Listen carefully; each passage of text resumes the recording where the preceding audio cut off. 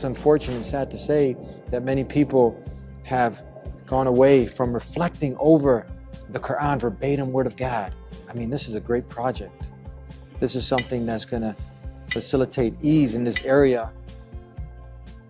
We are not socializing enough around the Quran, and people are scared to say their reflection rather on a verse, even though Allah subhanahu wa ta'ala himself said, أَفَلَا يَتَدَبَّرُونَ الْقُرْآنَ. Don't they reflect on the Quran?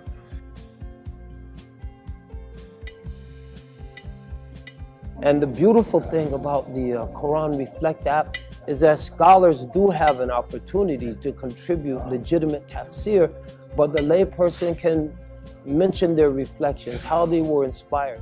Alexa, what is the latest reflection on Surah An-Nas? Omar Suleiman said Allah begins this surah by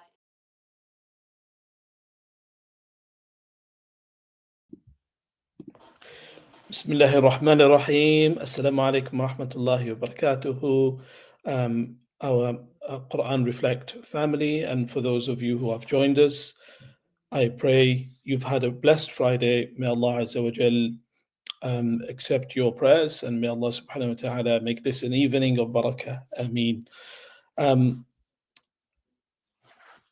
The objective of these live stream webinars is to introduce you to students and scholars of the Quran who have had much contributions in the field of Quranic education and its proliferation.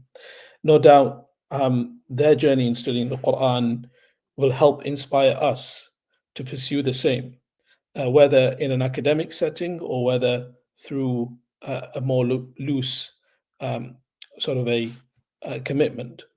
And by introducing guests who have that background and who have themselves acquired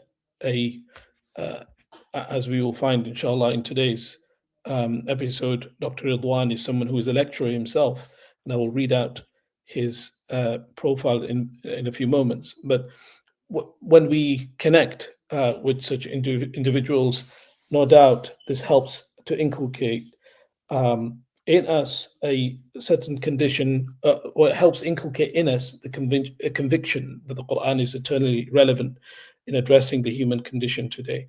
And the proposed themes for today's discussion is looking at the personal journey of our guest, his personal journey of studying Quran, both traditionally as well as academically. Also, we'll ask him about his favorite verse, or which verse or surah resonates with him more uniquely than others. Of course, the Quran is all of it is revelation from Allah Azza wa Jal, but everyone connects with certain surahs or certain verses in different ways. And so it'd be nice to hear from Dr. Redhwan in terms of that. And then we'll look at the difference between tadabbur and tafsir, because when we talk about contemplating the book of Allah subhanahu wa ta'ala, there is a myth out there that the Quran should only be reserved for those who understand Arabic or those who have a certain background, and we sort of close the doors, and unfortunately this happens quite often, where certain people are told that you're not good enough to really study the book of Allah because you've not acquired X, Y, Z. So we'll be inshallah looking at the difference between tadabbur and tafsir briefly. It gives me a great pleasure to introduce our guest today, Dr. Redhwan Karim. Dr. Redhwan is a lecturer in Islamic Studies at the Mark Field Institute of Higher Education.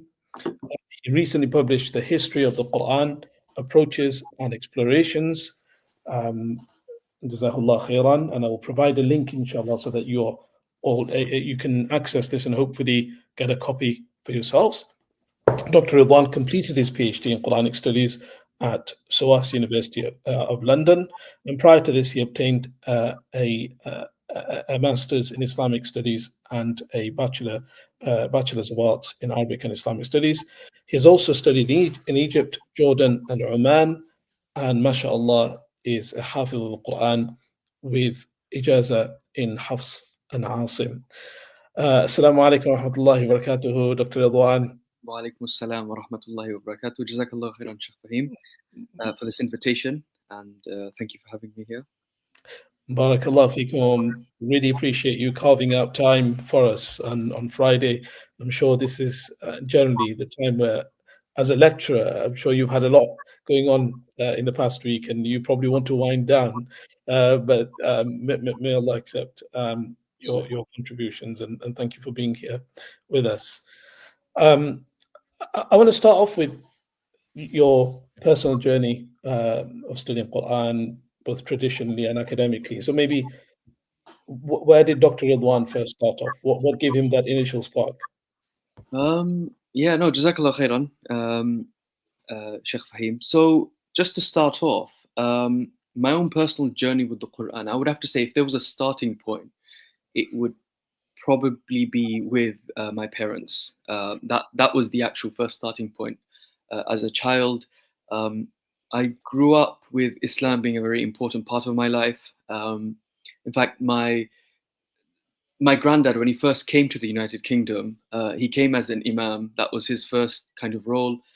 And then my father as well is also an imam, and he also came for that particular purpose. So I was kind of brought up in a family, alhamdulillah, where Islam was a very important part of my life. In terms of formally studying the Quran, Arabic, and Islamic studies, in the initial kind of studies in Islamic studies were when I was at secondary. So I went to an Islamic seminary school where you would follow the national curriculum, but you'd also do Islamic studies alongside it. So I was there for 7 years. MashaAllah. And this is where you study, obviously, the Quran, tajweed, hadith, fiqh, and all of these kind of subjects. And this was kind of supplemented with kind of more informal studies that I suppose people might be more familiar with, like halaqas with various teachers and shuyukh. So that was kind of the, and I'm speaking before I start my academic journey. I did carry on more kind of the traditional side of things abroad in conjunction with the academic sides. But academia basically started when I started my undergraduate degree, when I decided to do a degree in Arabic and Islamic studies. And then my master's was in Islamic studies. And at an undergraduate and a postgraduate level, you don't specialize, but you get the foundations of kind of academic study. So a lot of time was spent with Arabic, so Arabic grammar, syntax, morphology, things like this. Also, some of the what we can say some of the core disciplines in academic Islamic studies, which is actually very different. And maybe we can speak about this because I think there is a distinction there, which I'll be happy to talk about. But we're talking about things like history or the historical critical method. Ended up taking courses in things like philosophy, theology. When I say theology, not just Sunni theology. So I was looking at things like Shia Islam.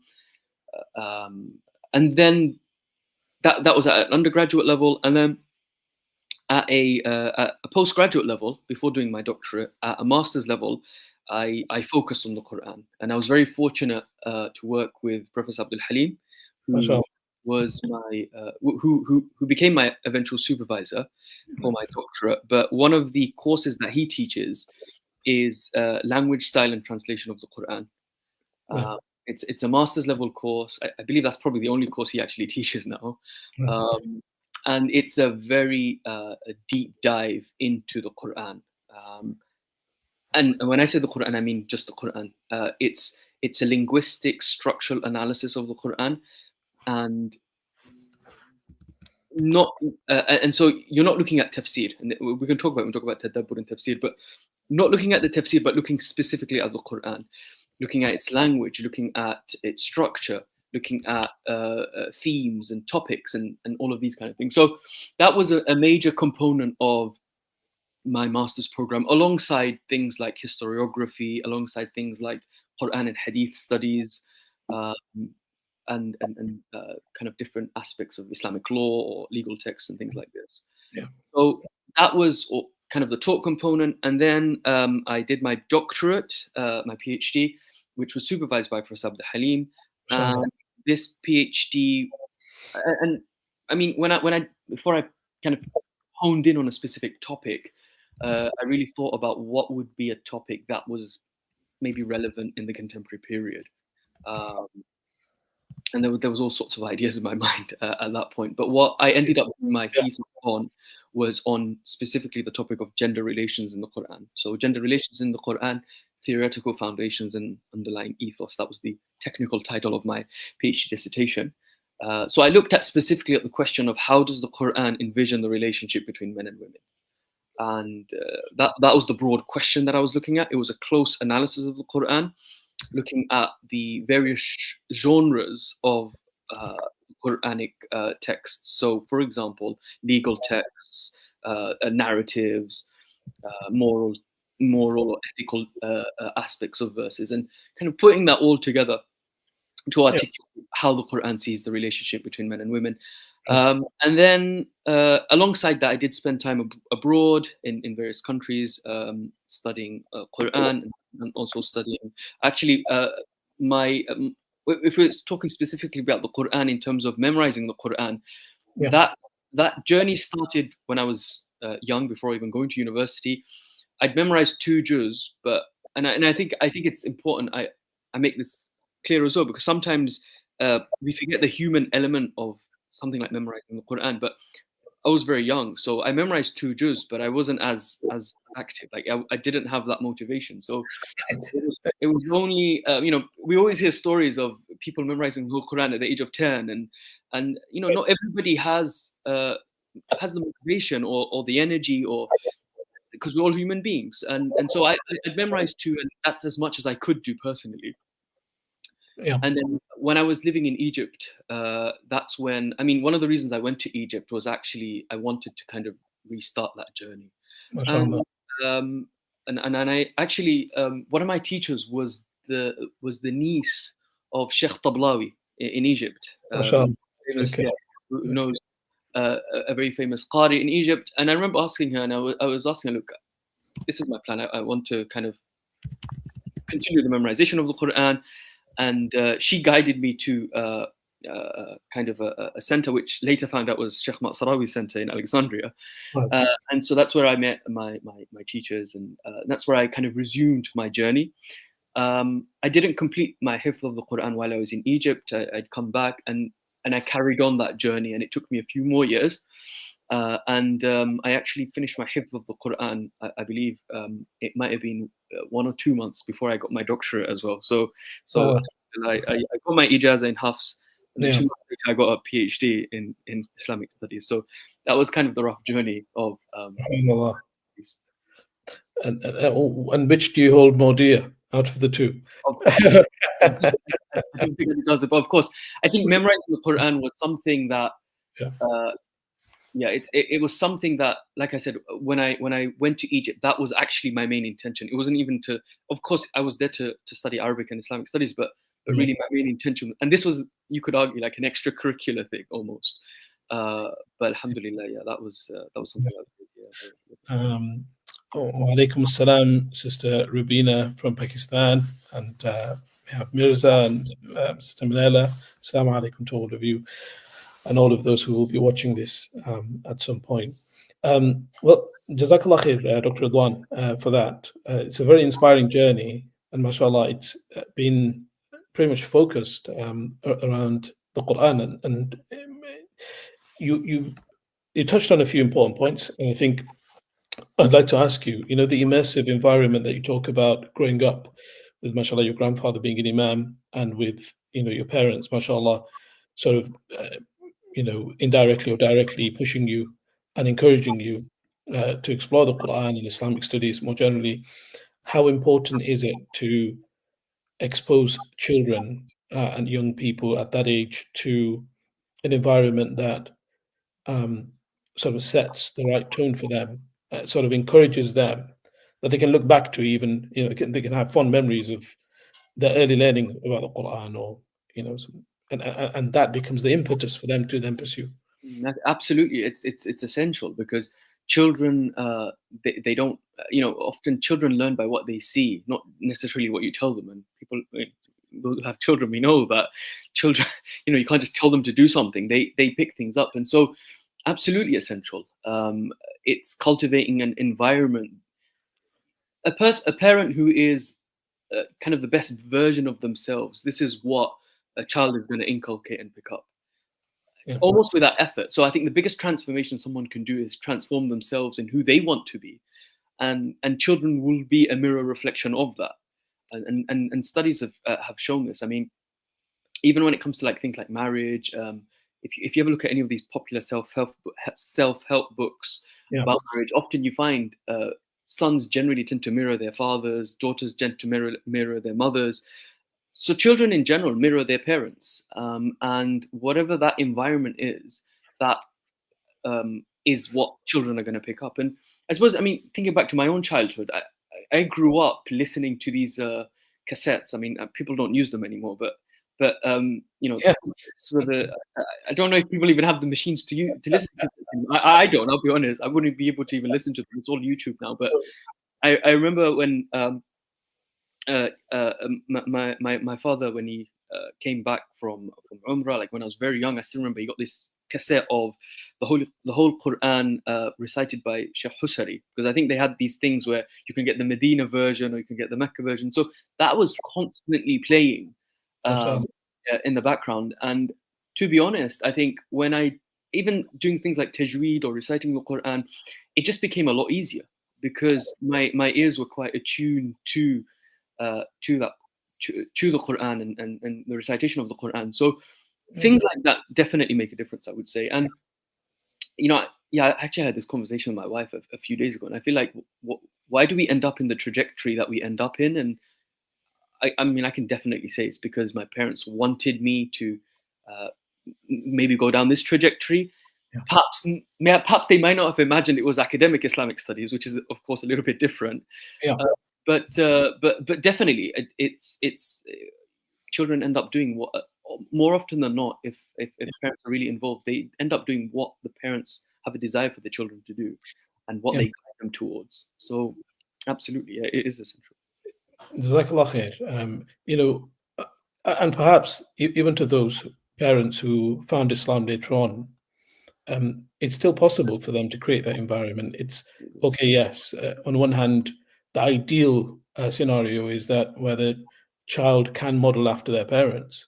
But even if the parents feel that, well, actually, I've just started out learning, well, there are plenty of resources out there that you can expose them to. As you say, it used to be the small cassettes back in the days. It's become somewhat of a relic now. I've got a box full of Imam Saraj al-Hajj khutbahs, as well as Sheikh Abdul Basit and all the Egyptian reciters. But now accessibility to this type of content is literally at the fingertips. Or just asking Alexa maybe to just play Sheikh Abdul Basit or Quran or something along those lines. So I, as you say, there are plenty of resources out there that parents can use as aids and as resources to expose their children to the love of the Quran, both listening to it, learning from it in that way.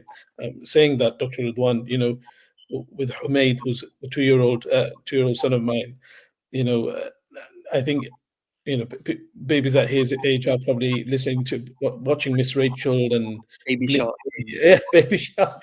I found that there's a lot of content maybe from the Indonesian brothers and Malaysian brothers that they have, like tractors and excavators playing, but they've got Quran playing at the background. I'm not sure what kind of subliminal message is coming out of that, but it's interesting. There's a lot of creativity, and so does that. I mean, I think there's a lot more stuff out there now, though. I think from before. I mean, technology obviously comes with certain challenges, but it also comes with opportunities. And you're absolutely right. It's not even with the fingertips anymore. You can just say it to Alexa or whatever. Like, I think so. There's a lot of opportunities there as well. No, absolutely. Jazakallah khairan. And there's talking about your studies in other sort of disciplines, including philosophy and otherwise. How important is that intersectional intersectionality, this interdisciplinary sort of approach for people who want to explore a certain dimension of the Quran, how do they go about it? So, for example, it may be, so for example, your studies in PhD, which of course is a very niche area. It's a very, you're sort of rabbit holing into a very specific topic, but it's clearly a topic that needs to be investigated. It's a topic that has many political, social interconnections in that sense. How do you see? What would you encourage students to do if they were to study a certain aspect of the Quran? You would have, for example, in your gender-related studies, you would have touched on anthropology. You would have studied societies and how they implement the Islamic law, and then the tafsir, etc., etc. You have perhaps a very narrow yet a wide ambit of, what you're investigating. For students who are starting out and they want to know a bit about, a certain idea or a concept in the Quran, should they stray into those kind of areas, or should they just, as Ibn Kathir says, "Abhimu ma abhamahu Allah," leave ambiguous what Allah has left ambiguous? What's that proportionality? How does that look like, and how can a person autodidactically sort of go about it, if that makes sense? Yeah, no, I think it's a good question. So, the way I see this is there's gonna be intersection with the Quran and other fields, and I wouldn't restrict oneself to the Quran in that sense. So often I think sometimes we have a very perhaps could be a slightly myopic view of the Quran and God, in the sense that the Quran, we see it as revelation, but really the entire universe is a manifestation and a revelation of God in a sense. Right. So when we think about people pursuing medicine, people pursuing physics, people pursuing humanities and the social sciences, that all in itself, done with the right intention, is an extension of godliness and being aware of God. So, because I know this because I've spoken to people who, for example, have, let's say, pursued medicine, and they almost feel a sense of regret that they're not doing enough when it comes to studying Islam. But actually, that is Islam as well. Like, it's, and I mean, what I would say, Islam is not just about sitting down and reading the Quran. It's a practical thing. And we can talk about this. It's not about sitting down and just reciting the same verse over and over again, which we'll link back to tadabbur. It's about going and having some kind of an enactment from that. So somebody who is with the right intention pursuing all these other fields and studying all these other fields, there isn't a contradiction in that sense. In fact, there's going to be a lot of elements of complementing when it comes to these domains. So I wouldn't kind of restrict or say that a sole focus should be on the Quran. You enrich your life by looking at other domains and regions and benefit from that as well. And I mean, even if we go back to 7th century Arabia, there were companions who obviously knew the Quran very well, but there were companions who were perhaps more focused on things like military kind of warfare, and sometimes we forget that dimension, right? So everybody should have some kind of a link with the Quran, of course, and an engagement with the Quran, but people are going to have their subspecialities, and that's absolutely fine as well. And that's, yeah. Well, it's interesting, isn't it? I think we have a few verses to that effect in Surah Fatir, which Allah subhanahu wa ta'ala describes the mountains of different shades and colors, and cattle of different shades and colors, and the various ethnicities and shades and colors of the human race, and then that ties in with the recitation of the Quran, إِنَّ الَّذِينَ يَتْلُونَ كِتَابَ اللَّهِ, and so that they are those who look forward to a reward from Allah subhanahu wa ta'ala. So it's interesting that you say that. Jazakumullah khairan. Going to now the next question, which is the difference between, actually before that, verses or surahs which you find uniquely inspiring. So tell us about certain verses that have touched you. And I know that it's not like it's static, right? It's not like, that verse has touched me and I'm going to sit on this verse for the rest of my life. No, there has to be, of course, every day we discover new verses, But tell us a verse that you've been living with recently, or something that's touched you and that you'd like to share. Yeah, no, I think it's a great question.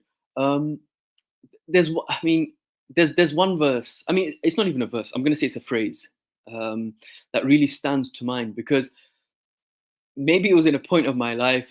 Maybe I was just reading too much philosophy. I don't know. Maybe at a time when I was so immersed in my studies, and it was this question of God's omnipotence, of God's power, God's supreme power and ability, and this issue of how do we understand God's omnipotence and God's ultimate supreme power with kind of a sense of justice, and in our minds, what we understand to be justice and fairness and equality, and relating to, let's say, eschatology or the hereafter. And we believe in God's supreme and ultimate omnipotence and power and ability. God can do what he wants. He does whatever he wants. We don't put a limit on God. And it really made me think that, okay, of course, I mean, that is, our conception of God. But what really, maybe I went down a bit of a rabbit hole when I was thinking about this, was how do we kind of deal with that notion and that contents of God's power with this notion of, so for example, if you're talking about eschatology, what stops Allah from, because he has the power, why should we limit God in any way? Us as humans, we cannot limit God in any way. Yeah. What stops Allah from, if he chooses, putting everybody in hellfire, for example, right? Allah can do that if he wishes. And there's nothing for us to say, like, there's no conversation there. There's nothing, if we believe in God's omnipotence. And I remember reading, and this is the phrase that I'm going to use, كَتَبَ عَلَى نَفْسِهِ الرَّحْمَةِ, very famous. And rahmah is a theme that comes all the time. So we can't limit God. We're not going to limit God in any way, shape, or form because of his omnipotence and power. But there is only one situation in which, I wouldn't say limit God, but that God would limit himself or address himself in a certain way. And this is when Allah says that he has decreed mercy upon himself as a trait. And that really stood out for me, as, sometimes you think about maybe more deeper questions. And that I think that really stood out for me, because it really made me think that, okay, this is the answer. Like, it's so clear. Of course, God is completely powerful, and God is not limited in any way, unless God himself says, this is something that I'm going to kind of decree upon myself. And it comes up, in the Quran multiple times. كَتَبَ رَبُّكُمْ عَلَى نَفْسِهِ الرَّحْمَةَ كَتَبَ عَلَى نَفْسِهِ الرَّحْمَةَ. So that's something. Sorry. Yeah. Jazakallah khairan. It's a very moving sort of perspective. May Allah accept from you. I think there's a lot of relief in the Quran, isn't there? I mean, the mind tends to ask questions, and unless we're going back to the revelation, it will take us to perhaps dangerous places, perhaps to other perspectives, other philosophies. Well, I mean, so I mean, the way I see it, the Quran is a continuous engagement. You ask the question, what verse kind of is meaningful, but the truth is, as we go through life, there are different stages in our life that different aspects, different verses might have more of a meaning. So I think in that particular instant, I think it's just something that comes to my mind that was very kind of in that moment. It really made me think and wonder. But there are but in different stages of life, there are different aspects of the Quran that would have more meaning for a person, and that is part of what the Quran is for. Such a powerful verse, isn't it? It's like Allah has he's bound to rahmah. Like the same expression is used when Allah prescribes a certain action upon believers. كَتَبَ رَبُّكُمْ كِتَابَ اللَّهِ عَلَيْكُمْ, or an obligation placed upon you. Or for example, when Allah subhanahu wa ta'ala said كُتِبَ عَلَيْكُمُ الصِّيَامِ, fasting has been prescribed upon you, and that same terminology or same phraseology is used to describe the decree of Allah's permanent rahmah. And we take so much assurance from it. So it takes so much, comfort in Allah's promise. That's a beautiful thing. Jazakumullah khairan. Are there any particular surahs you like to recite often? I know that typically a lot of people, when I was in Egypt, may Allah bless the brothers in Egypt, they leave Surah Al-Waqi'ah opened at the door front, at the shop front as a way of inviting barakah. And, people have all sorts of favorite verses and surahs, some because they feel that there are some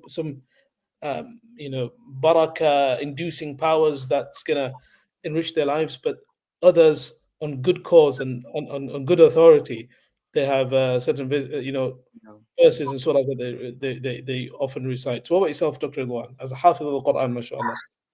I'm probably going to give a bit of a simple answer, and so maybe other people will give the answer. But for me, I'd probably say Surah Al-Fatiha as the opening of the Quran and as a prayer that we recite every day, at least 17 times. And it's for me, it's we're all guilty sometimes of reciting very quickly, and life gets in the way. And this is so, like, for me, it's very important that we humanize things. Sometimes when we maybe listen to talks or whatever, it's almost very abstract. Right. It's very like everybody is just so pious, and everybody is always nobody's ever tired, and everybody's so energized. But we're human beings, and Allah knows this as well, right? But I think sometimes the reason I say the Surah Al-Fatiha is because, of course, it's the opening of the Quran, but also that conversation that encapsulates so much between the servant and Allah, that if no matter how many times you read it, if you just take stock of what the verses are trying to say, and it's something that's quite powerful. So that would be my answer. I came across a really nice reflection on this, Dr. Redhwan, on the 7 oft repeated verses.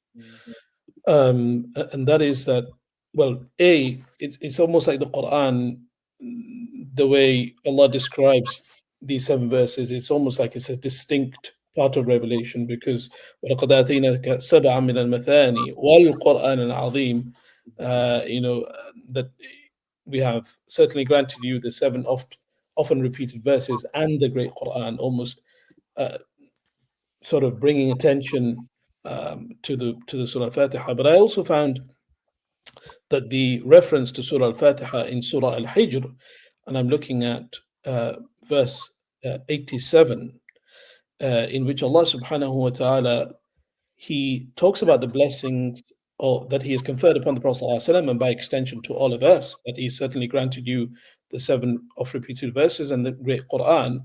But the way the ayah is situated, Shaykh Redhwan, I find quite amazing, because before that, there's reference to nations which have been destroyed, including the Ashabul Aika, the residents of the forest, and then Allah subhanahu wa ta'ala inflicting punishment upon them. But then there's also reference at verse 80 of Surah Al-Hijr, where Allah talks about the nation of Thamud, who were known for their cutting edge technology or industry, or if you want to call it architectural progression that they had, because they were able to carve out these amazing monuments and homes within the stone valley, within the rocks.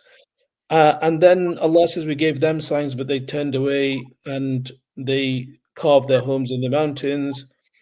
And suddenly Allah subhanahu wa ta'ala, he ordered, but the mighty blast overtook them in the morning. And then Allah says, وَمَا خَلَقْنَا السَّمَاوَاتِ وَالْأَرْضَ مَا بَيْنَهُمَا إِلَّا بِالْحَقِّ. We have not created the heavens and the earth and everything in between except for a purpose, and the hour is certain to come. And then we find that Allah says, and certainly we have given you these 7 oft repeated verses. It's as though Allah is saying that what we have given you, this is majestic, this is greater than what any civilization previously, whatever whatever they were blessed with, whatever privileges they had, materially or otherwise, what we've given you is better than that, what previous nations ever enjoyed. I don't know if that's a plausible tadabbur in your perspective. I think so. And no, I think it's a really interesting reflection there. And by the way, like there are parallels with the Fatiha and we understand like the Judeo-Christian tradition with the Lord's Prayer, for example, but that of course makes perfect sense because Judaism, Christianity, it's the same root. It's coming from So, but no, I think that's an interesting insight there. Definitely. There's a question, Jazakallah khair, there's a question by Brother Ali Raza Ghazi. He asks, Sheikh, how do you increase your bonding with the Quran day by day? Yeah. So I think there's a broader question here. So the broader so when so the way I see it, when we're talking about engagement with the Quran, often perhaps there's this idea that engagement is through the Arabic text of the Quran. Okay, so when people have this idea of tilawa, which it's reciting the verses in Arabic, and maybe understanding some Arabic that you'll be able to take something away from it, or maybe not, or maybe just kind of immersing yourself in the kind of the oral dimension of the verses and the rhyming scheme and things like this. But that the thing is, the vast majority of Muslims around the world do not know Arabic. Right. It's actually not the majority of Muslims around the world do not speak Arabic or do not know Arabic. On top of that, of course, everyone should try and learn Arabic. But, and this is where I stress the kind of the practicality of it, not everybody has either the time or the ability to achieve like a very high degree of fluency in the Arabic language. And I don't think it's expected that every Muslim will be able to do this. It's not practical. It's not going to happen. And when I say a high degree of fluency, we're talking about years of study.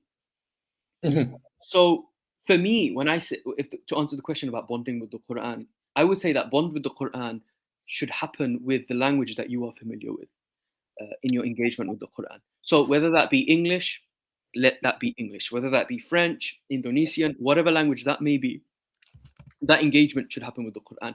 And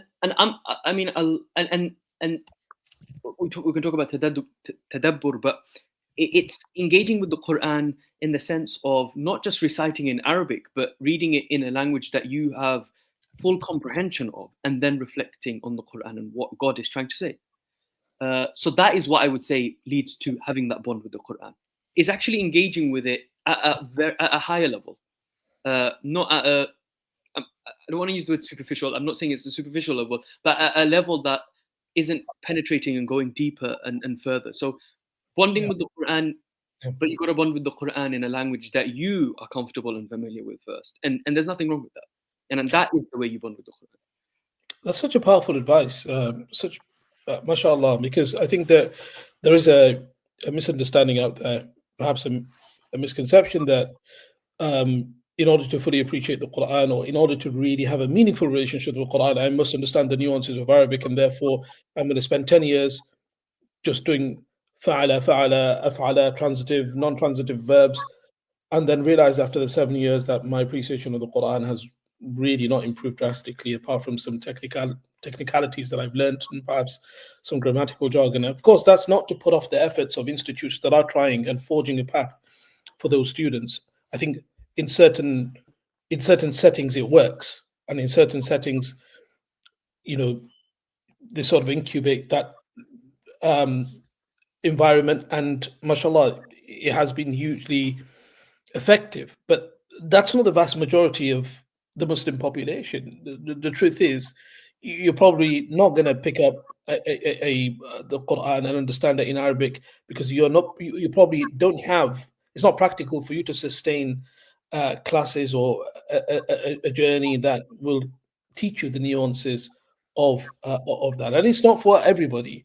And so I think that's quite and that's fine as well. I think this is the point I was trying to make. Like, that's absolutely fine. I mean, like I said, sometimes we put very high standards that they're Yeah. so high that people can't even fulfill them, and then Right. people start to feel almost remorseful and negative. And Right. look, if we say that the Quran is huda and guidance for everybody, then we need to take into consideration the practicality of this as well. And there is absolutely nothing wrong if someone wanted to engage and bond with the Quran, doing that in the language that they themselves have mastered. I mean, I can as a side, as a little bit of a side point. Yeah. So I suppose I'm fortunate in the sense that I've managed to dedicate my life in studying Arabic and studying the Quran. Yeah. Just to maybe put some people at rest or at ease of what I'm trying to say here.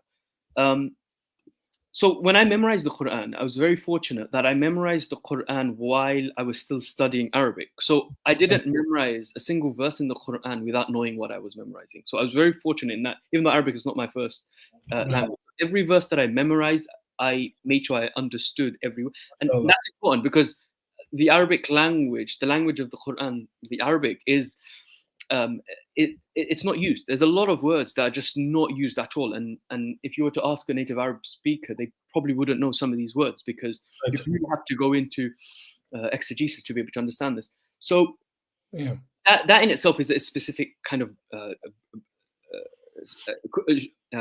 area of Arabic language. But so I was very fortunate in the sense that I'd studied Arabic for many years. I taught Arabic and I'd also memorized the Quran, but memorized the Quran alongside understanding every single word, as in making sure I understood all the meaning.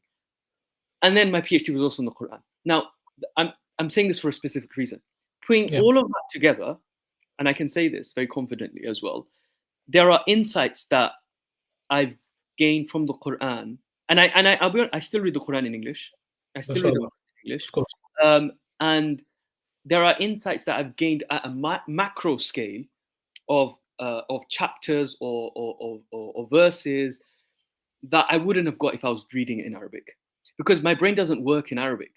My first language is English. I think in English, and so my brain is a lot more faster when I'm thinking in English. So if I'm reading through an entire chapter or pages of the Quran and just trying to get a gist of a macro idea or a theme, it's a lot easier for me to do that in English than it is in Arabic. And I think the reason I'm saying this is to encourage people to see that actually, like I said, learning Arabic, engaging the Quran should not be some very high bar that nobody can reach, because even those that have been fortunate enough to spend a lot of time, there's still a lot of benefit of even engaging with the Quran in a language that they are more familiar with or more comfortable with.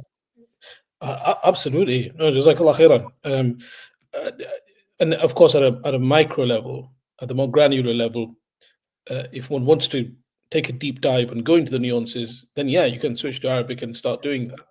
But that's not what's intended. I mean, when Allah he seeks from us that He should be worshipped and we should understand the message.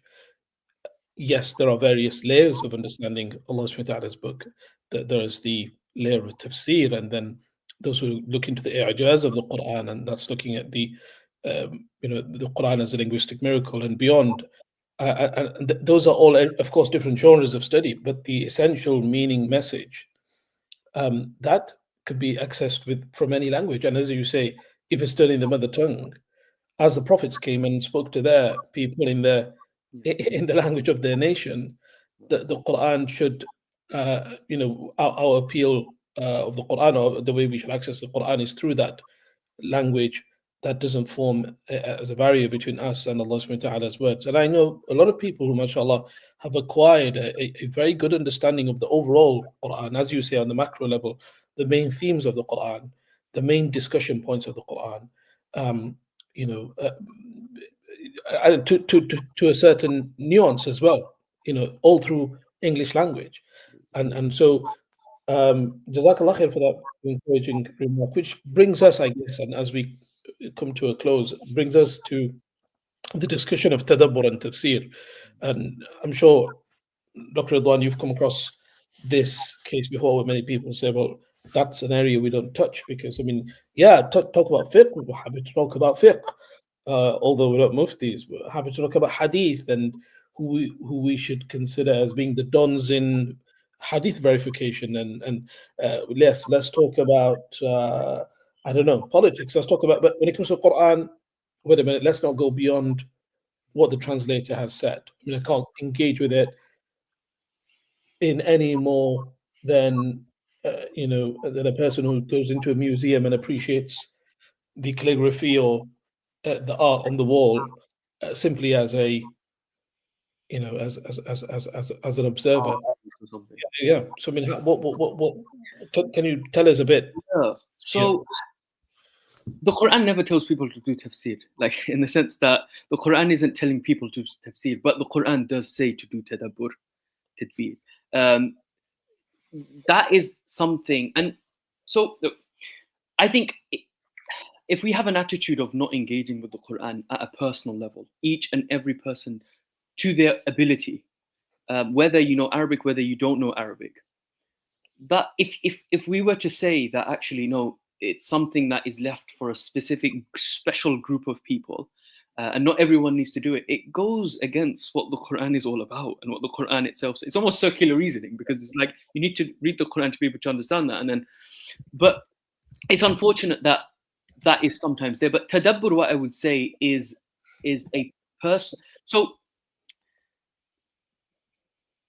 clearly Allah, God, wants to communicate with every human being, because that's what the Quran is. It's a revelation from God to all human beings. So Allah wants to communicate with you. Allah wants to give a message and say something.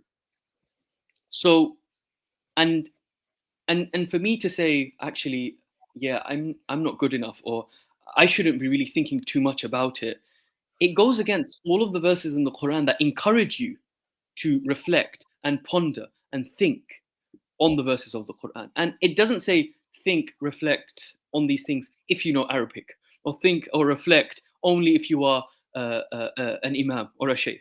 In fact, there's criticism of people in the Judeo-Christian tradition of people taking rabbis and priests as the intermediary, and this is something that the Quran is critical about.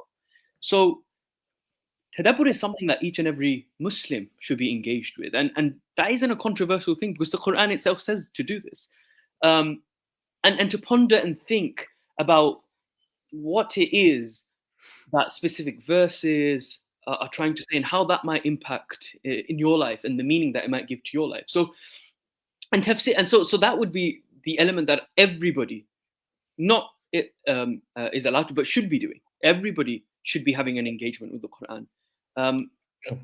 One of the, when we look at intellectual history, one of the kind of the unique things of Islam is that Islamic law is informal, in the sense that we don't have like councils, we don't have formalized kind of priesthoods, like even imams, like, and it's a very subjective thing. Like, what makes somebody, there is no council that says, okay, you are an imam or you are a sheikh. What's the qualification to be a sheikh? It's a very subjective thing.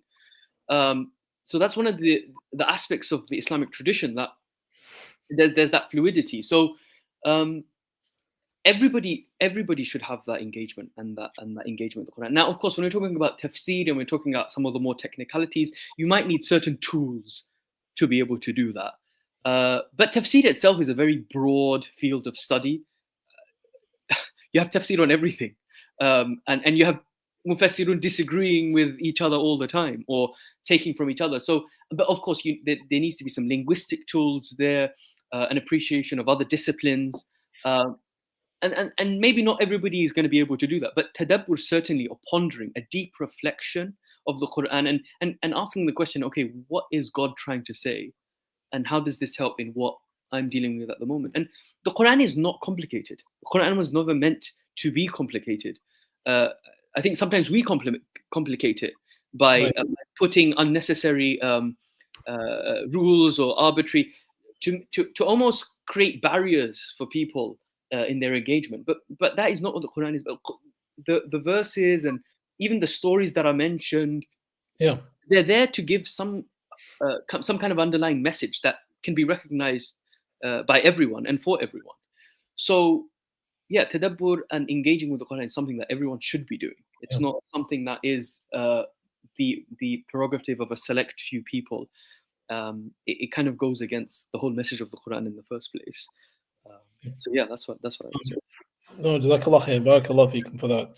It's important to point that out so that people feel encouraged to pick up translation. Of course, they can refer back to tafsir and understand a bit more context, etc. But a person should not read the Quran and just read the tafsir and feel that they've discharged their obligation of doing tadabbur.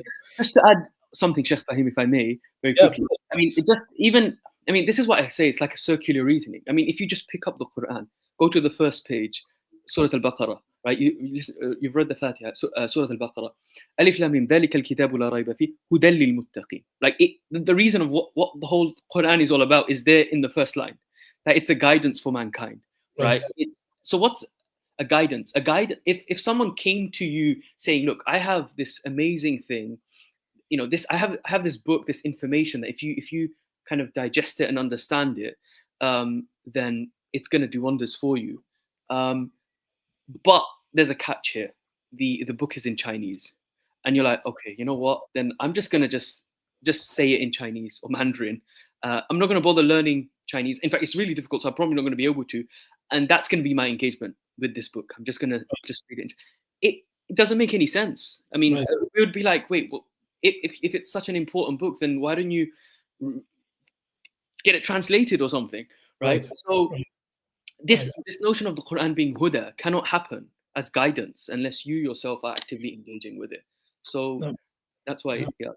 That's it's beautiful. A stark sort of parable comes to mind. I think it was Mujahid, or I think Imam Qurtubi mentions it in his tafsir, where مثل الذين يقرؤون القرآن ويفهمونه كمثل قوم أتتهم رسالة, you know, something along those lines, where those who recite the Quran and seek to understand it, they're like a stranded people on an island who receive a message from the king giving them instructions.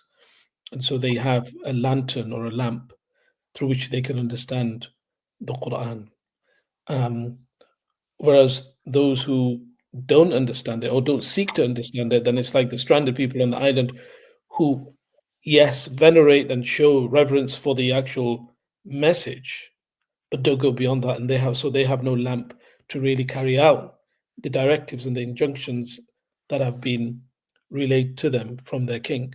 I guess we find ourselves in that predicament for those who don't seek to forge a relationship with the Quran Kareem, and through, you know, their own language, and through focusing on tadabbur, and without feeling discouraged because they've been told that they need to have mastered 13 signs in advance before they touch the book of Allah subhanahu wa ta'ala.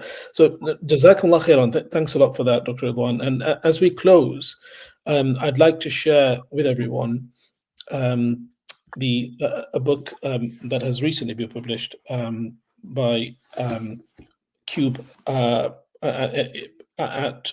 Cube Academic, in association with Markfield Institute of Higher Education. And Dr. Redhwan, you are the editor, and of course you played a key role in the formation of this book. Do you want to give us a quick overview of what this book is about?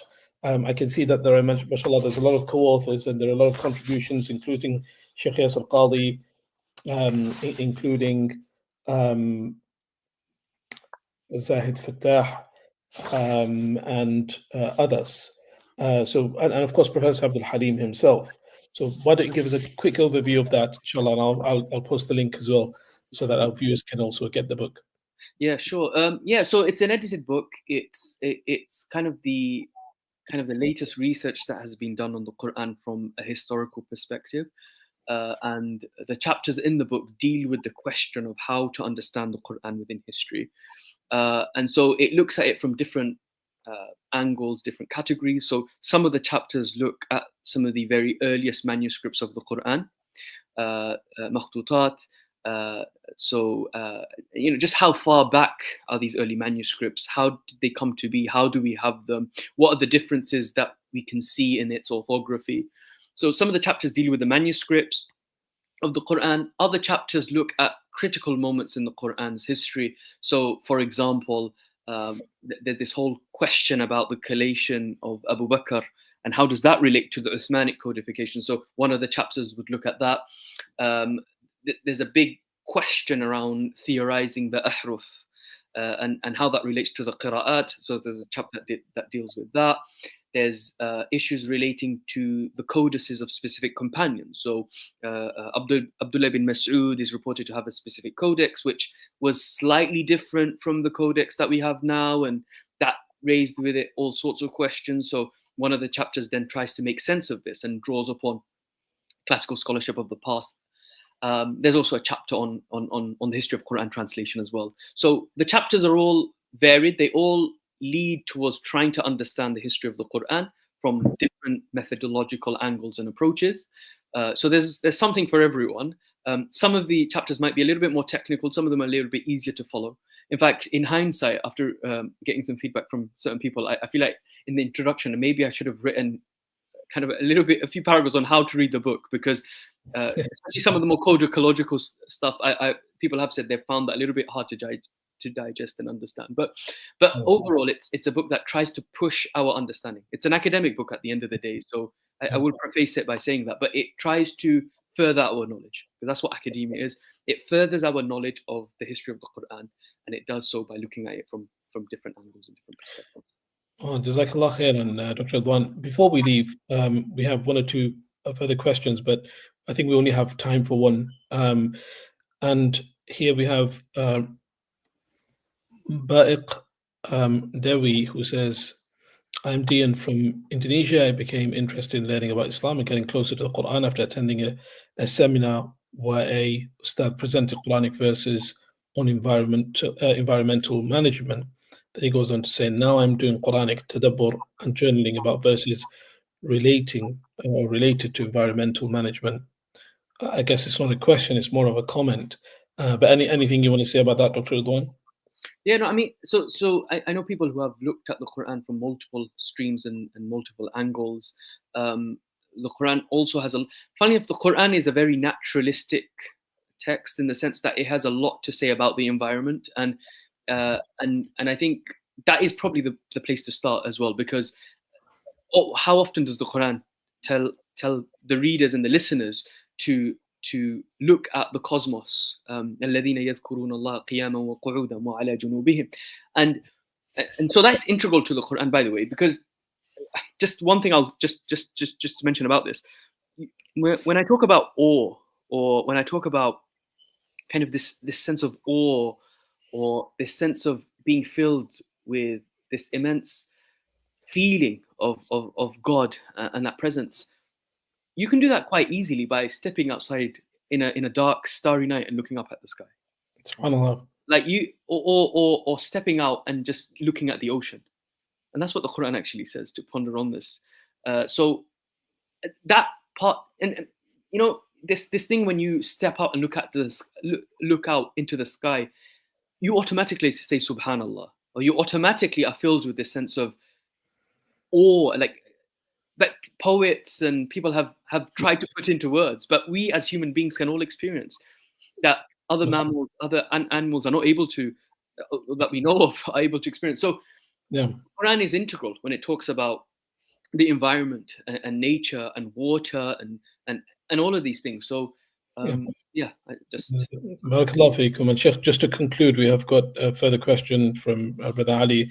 So Sheikh, you mentioned combining memorization with Arabic learning. I find understanding word meanings very helpful. However, reflecting deeply on some ayahs slow my hifz pace. How can I balance them? How can I balance memorization and learning Arabic? So I think it depends on what your target is when it comes to memorizing the Quran. I think there's something I understand, like maybe people are on a certain journey, maybe they're in a certain school and they need to learn things in a certain way. And I suppose that's how hifz has kind of become now, that it's about hitting certain targets. So I can understand that, I can appreciate that. And then in that case, what I would say is maybe returning back to it and not forgetting what the primary objective of the Quran actually is in the first place. It really isn't. I mean, I would say this, it's not really about memorizing the Quran in that sense.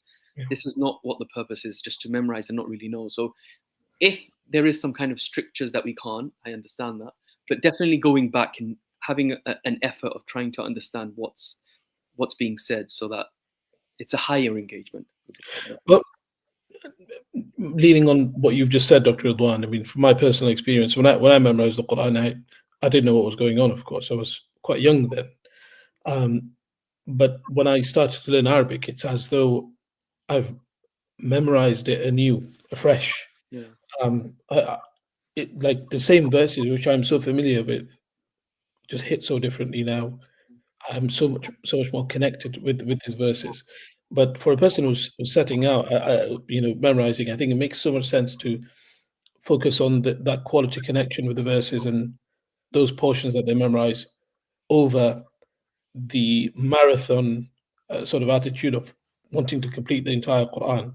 But I think in either way, the understanding aspect of it has to come, has to be an important part of that journey. That has to be, I think, at the forefront, I would say. Unfortunately, it isn't. I mean, and this is, I suppose, regrettably, like, unfortunately, like, it's an afterthought, or we'll come back to it one day. But really, that is what it's all about. The understanding and the comprehension. So, Alhamdulillah. But it's been an absolute pleasure, mashallah, speaking to you.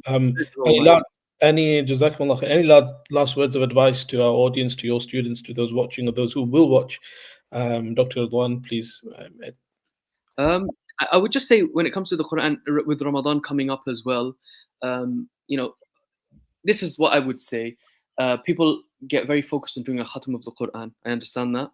Maybe think about doing a khatam of the Quran in your language, if you don't know Arabic. This is what I would say. Maybe think about taking some time to do the khatam of the Quran in the language, so that you have that tadabbur and that understanding of the Quran and the engagement with the Quran, and see how that changes or transforms your Ramadan. If Arabic is not your first language, and the idea of doing a khatam has been just to read it in Arabic and just progress to the next juz, and then doing that all Ramadan.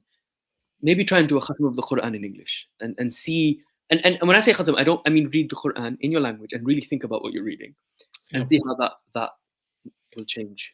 Well, I'd say, I argue, Dr. Redhwan, that it's possible to do both in Ramadan, hopefully. I mean, of course, the recitation element is, I guess some would argue that there's the exponential rewards that are there for the recitation of the Quran.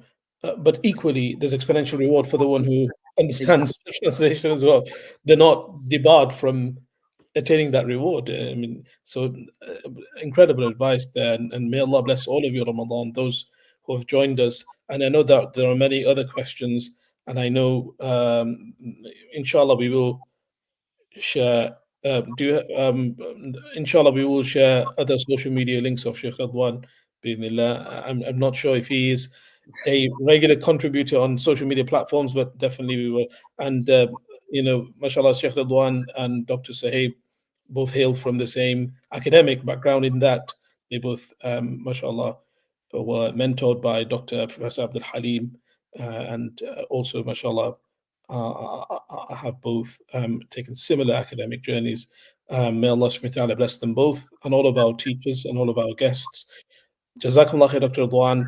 May Allah Azza wa Jal make the Quran your companion in your grave. May the Quran be a hujjah for you, a means of intercession for you, an intercession for you. Shafi'un mushaffa'un, as the Prophet ﷺ says, a Quran that inshallah will intercede on your behalf in the Yawm al-Qiyamah. Jazakallah khair for the amazing contributions that you're doing. May Allah give you every strength. May Allah preserve you, your family. Jazakallah khairan.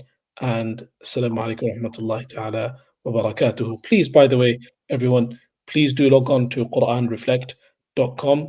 We have a Ramadan program.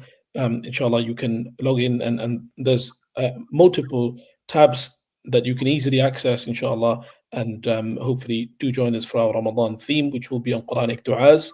And there's a lot of learning programs, including preparing our hearts for Ramadan, and 5 lenses and exploring Quran by Dr. Saib Saeed.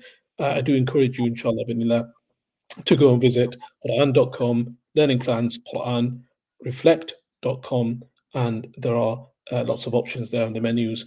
And assalamu alaikum wa rahmatullahi ta'ala wa barakatuh.